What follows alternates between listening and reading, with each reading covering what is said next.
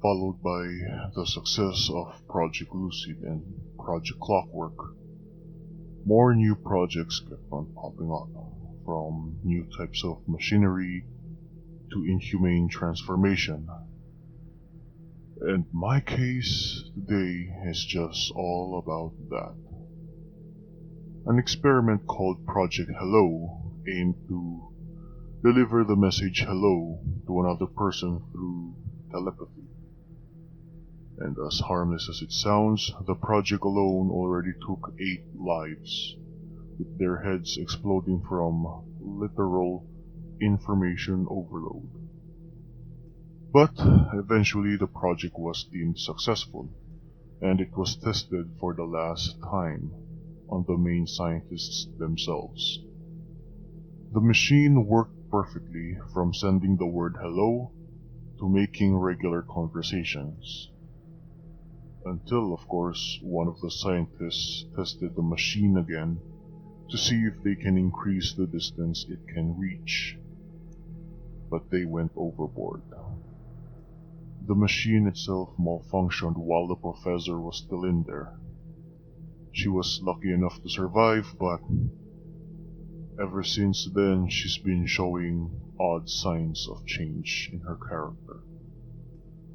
Upon observation, for 2 weeks she's been coming to work less frequently and has become slow on making progress. Another week has passed, she stopped coming to work, and this kind of attitude was not acceptable by the industry. So, they sent out a courier to deliver a message to her about her actions. Unfortunately, the courier never returned. I was then sent out to investigate both the whereabouts of the scientist and the courier. But upon reaching the professor's home, I noticed that the door was left open. And as I approached the living room, I was accustomed by the unnerving sound of flesh being thrown around, coming from the bedroom on the 2nd floor. I came in, and there I saw a disgustingly deformed body hanging on the wall with its arms raised up and nailed down like a crucified convict. And sitting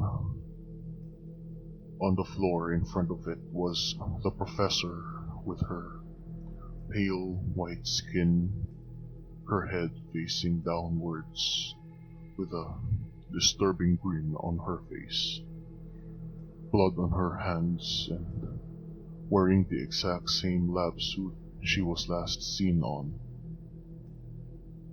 She looked up to me and said the word hello. And her head then just tilted sidewards, and the next thing I heard was her neck breaking. I then looked up and noticed there were writings on the ceiling forming the word I am, written in blood, just above the mutilated body of what I can only assume was the courier. The industry's forensics team came shortly after I made the call, and I can't say I'm not traumatized, but I have to keep things professional.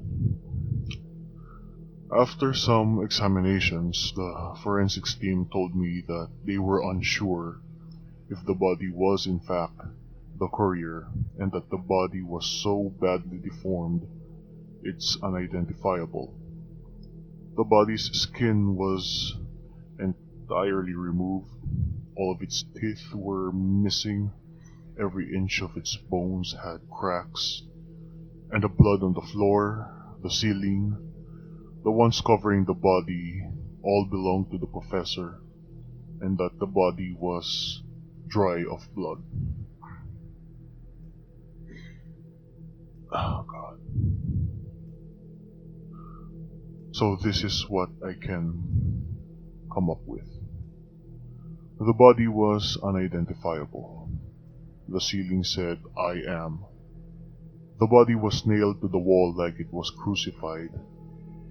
And considering the events of Project Deadman and Project Sandman, I've been asking myself, who is him? The crucified-like corpse led me to look into the Bible because I saw a specific verse once on Exodus 3:14. Moses was asking God who he was, and he replied, "I am who I am." The unidentifiable body could symbolize the burning bush that represented God, because that bush was something that's new to Moses, something he never saw before. And that is how God introduced himself to Moses.